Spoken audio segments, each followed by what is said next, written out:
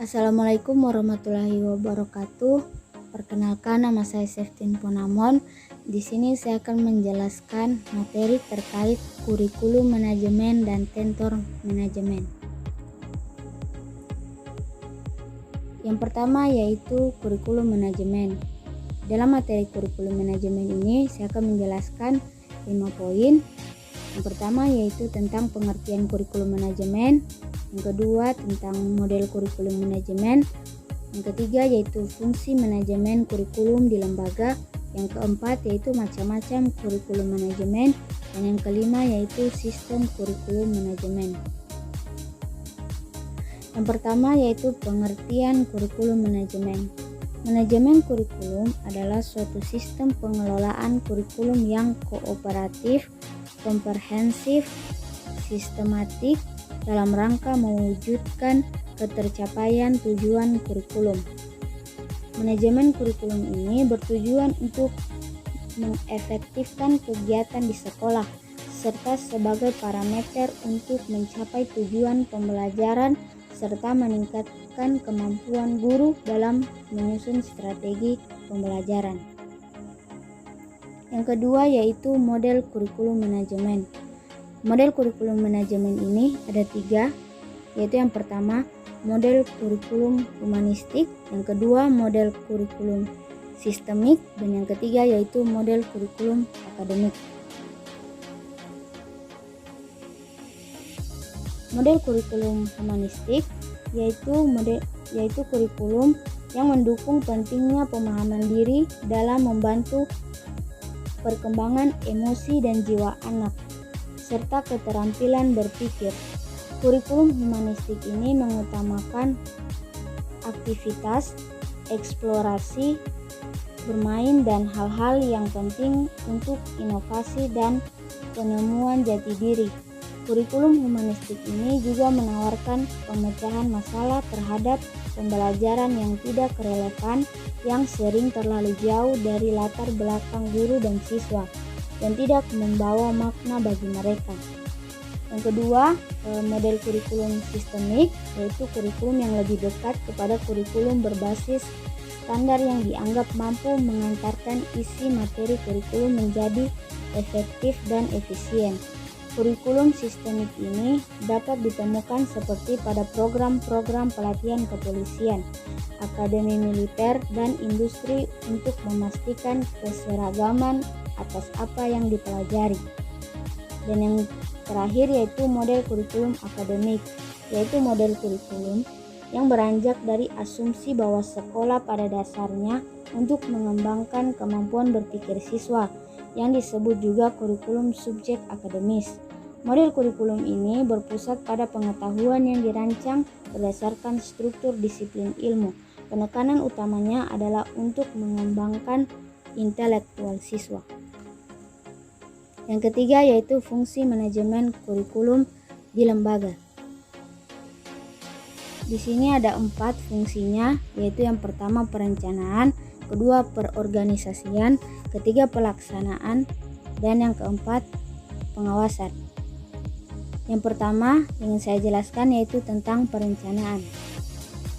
Perencanaan atau planning adalah pemilihan atau penetapan tujuan organisasi dan penentuan strategi, kebijaksanaan, proyek, program, prosedur, metode, sistem, anggaran, dan standar yang dibutuhkan untuk mencapai tujuan.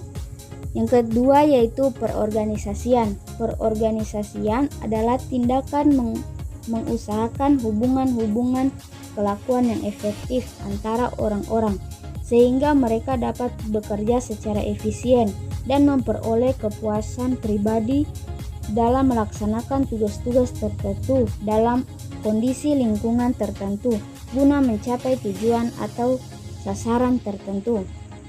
Yang ketiga yaitu pelaksanaan. Dari seluruh rangkaian proses manajemen, pelaksanaan merupakan fungsi manajemen yang paling utama. Dalam fungsi perencanaan dan perorganisasian lebih banyak berhubungan dengan aspek-aspek abstrak proses manajemen. Sedangkan fungsi pelaksanaan ini justru lebih menekankan pada kegiatan yang berhubungan langsung dengan orang-orang dalam organisasi. Dan yang keempat yaitu pengawasan atau controlling, merupakan fungsi manajemen yang tidak kalah pentingnya dalam suatu organisasi. Semua fungsi terdahulu tidak akan efektif tanpa disertai fungsi pengawasan. Dalam perspektif persekolahan, agar tujuan pendidikan di sekolah dapat tercapai secara efektif dan efisien, maka proses manajemen pendidikan memiliki peranan yang amat vital. Karena bagaimanapun sekolah merupakan suatu sistem yang di dalamnya melibatkan berbagai komponen dan sejumlah kegiatan yang perlu dikelola secara baik dan tertib. Yang keempat yaitu macam-macam kurikulum manajemen. Di sini yang pertama yaitu kurikulum mata pelajaran terpisah. Nah, kurikulum mata pelajaran terpisah ini dikatakan kurikulum mata pelajaran terpisah karena data-data pelajaran disajikan pada peserta didik dalam bentuk subjek atau mata pelajaran yang terpisah satu dengan yang lainnya. Yang kedua yaitu kurikulum korelatif, yaitu di mana mata pelajaran dalam kurikulum ini harus dihubungkan dan disusun sedemikian rupa sehingga yang satu memperkuat yang lain, yang satu melengkapi yang lain. Jadi di sini mata pelajaran itu dihubungkan antara satu dengan yang lainnya sehingga tidak berdiri sendiri-sendiri. Dan yang ketiga yaitu kurikulum terpadu. Nah, di sini sebenarnya beberapa mata pelajaran dijadikan satu atau dipadukan dengan meniadakan batas-batas mata pelajaran dan bahan pelajaran yang disajikan berupa unit atau keseluruhan.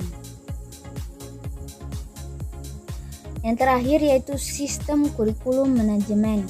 Yang pertama yaitu capaian pembelajaran. Nah, capaian pembelajaran ini meliputi yang pertama, sikap dan tata nilai. Yang kedua, kemampuan berkomunikasi dalam bahasa Inggris di bidang kerja. Dan yang ketiga yaitu pengetahuan tentang komunikasi dalam bahasa Inggris yang dikuasai. Dan yang terakhir yaitu kewenangan dan tanggung jawab. Yang kedua yaitu dasar hukum. Dasar hukum yaitu yang pertama berlandaskan Undang-Undang Nomor 20 Tahun 2003 tentang Sistem Pendidikan Nasional. Yang kedua yaitu Peraturan Pemerintah Nomor 19 Tahun 2009 tentang Standar Nasional Pendidikan. Yang ketiga yaitu Peraturan Pemerintah Nomor 32 Tahun 2013 tentang perubahan atas Peraturan Pemerintah Nomor 19 Tahun 2005 tentang Standar Nasional Pendidikan. Dan yang terakhir yaitu Peraturan Presiden Nomor 8 Tahun 2012 tentang Rangka Kualifikasi Nasional Indonesia. Dan yang terakhir yaitu dimensi kurikulum. Dimensi kurikulum yaitu yang pertama kurikulum sebagai mata pelajaran subjek. Yang kedua kurikulum sebagai pengalaman belajar atau learning experience. Dan yang terakhir kurikulum sebagai program atau rencana pembelajaran. Yang kedua yaitu tentang tentor manajemen. Nah, tentor manajemen ini saya akan membahas 5 poin juga sama seperti kurikulum manajemen, yaitu yang pertama pengertian tentang tentor, yang kedua yaitu kriteria mentor, yang ketiga yaitu keterampilan yang harus dimiliki mentor, yang keempat yaitu perekrutan mentor, dan yang kelima yaitu evaluasi kinerja mentor. Yang pertama yaitu pengertian tentor. Tentor juga dapat diartikan sebagai pembimbing atau sahabat yang mengajarkan pada kita suatu hal yang kecil tapi bisa kita kembangkan, akan menjadi suatu hal yang unik, menarik, dan luar biasa. Tentor dalam pengertiannya sama halnya dengan guru, tetapi guru lebih ditekankan sebagai pendidik dan pengajar pada pendidikan anak usia dini, jalur sekolah atau pendidikan formal, pendidikan dasar, dan pendidikan menengah. Yang kedua yaitu kriteria mentor. Kriteria seorang mentor yang baik adalah mentor yang amanah, disukai metenya, ramah, menguasai materi atau substansi, dan bisa membawa suasana mentoring menjadi nyaman dan hidup. Yang ketiga yaitu keterampilan yang harus dimiliki mentor. Di sini ada 8. Yang pertama yaitu mengajarkan dan menawarkan nasihat. Nah, menjadi seorang mentor tidaklah mudah. Salah satu yang harus diperhatikan adalah bagaimana sikap kita sebagai seorang mentor.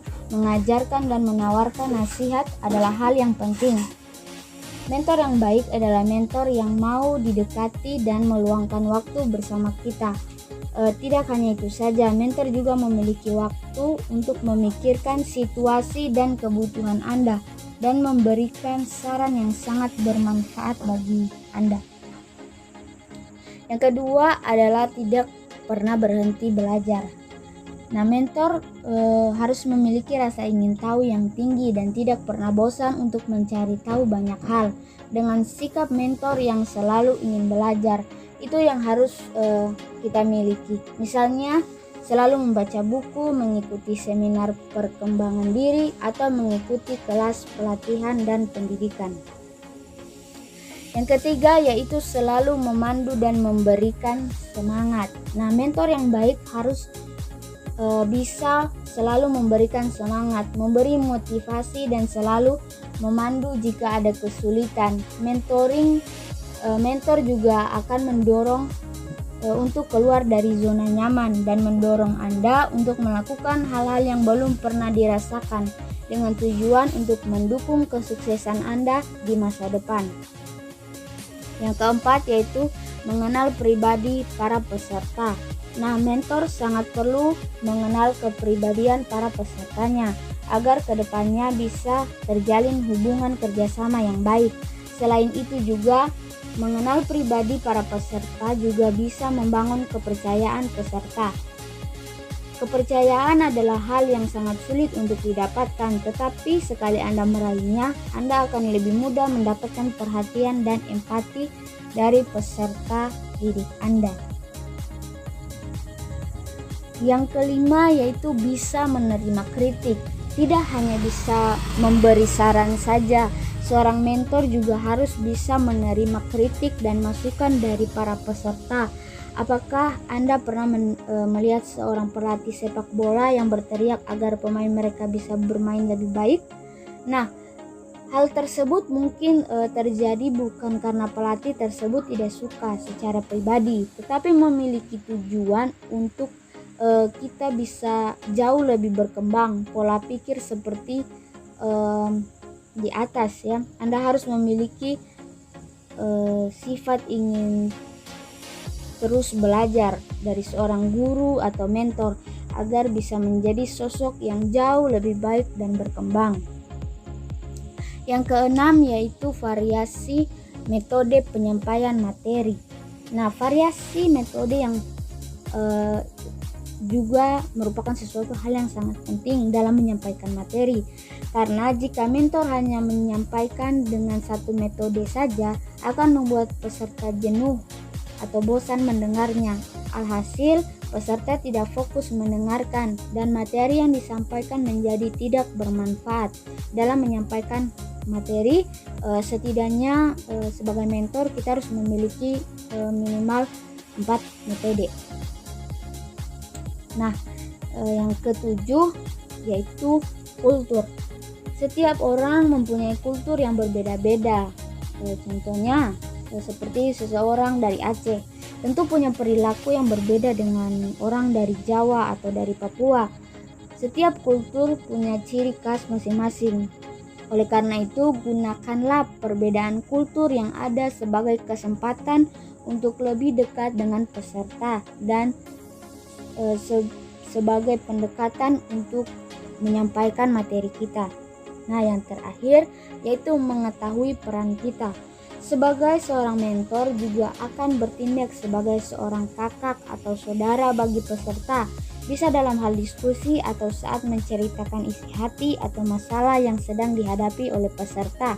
Nah, oleh karena itu, seorang mentor perlu memiliki karakter empati agar nantinya dapat menyentuh hati peserta sehingga peserta dapat terbuka sekaligus menciptakan suasana kekeluargaan di dalam kelompok mentoring.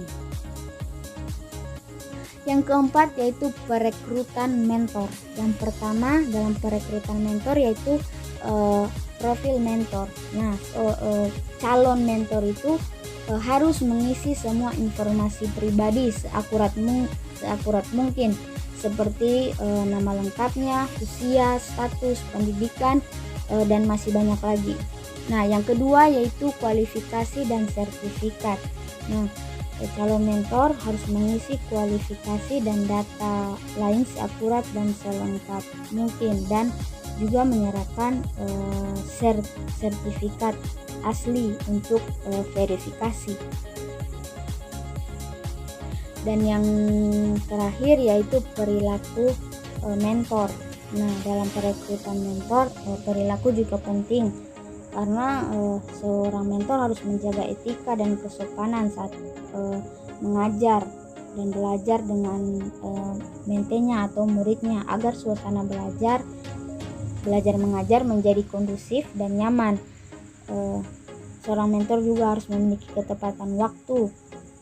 Jika seorang mentor yang terlambat untuk pelajaran pertama akan berdampak pada penutupan akun mentor. Jika ada mentor yang lambat untuk pelajaran selanjutnya, otomatis itu memberikan contoh yang tidak baik. Nah, yang pertama yang ketiga yaitu tanggung jawab. Nah, seorang mentor juga harus memiliki sikap tanggung jawab. Dan yang terakhir yaitu profesionalisme. Mentor harus berkonsentrasi pada pelajarannya. Nah, pada perekrutan mentor ini, seorang mentor yang tidak profesional tentunya akan diberikan penalti sesuai dengan tingkat keseriusan keluhan dari mentornya. Nah, di sini yang terakhir yaitu evaluasi kinerja seorang mentor. Yang pertama yang akan dilihat yaitu reputasinya, kedua pengalamannya, yang ketiga yaitu waktu dan energinya, yang keempat pengetahuan yang up to date, yang kelima yaitu perilakunya, dan yang keenam yaitu keterampilan yang dimiliki oleh mentor tersebut. Nah, di sini ada referensi yang saya gunakan pada materi yang telah saya jelaskan. Nah, demikian materi yang dapat saya sampaikan terkait mentor manajemen dan kurikulum manajemen. Demikian yang saya dapat sampaikan. Jika ada salah, saya mohon maaf. Terima kasih.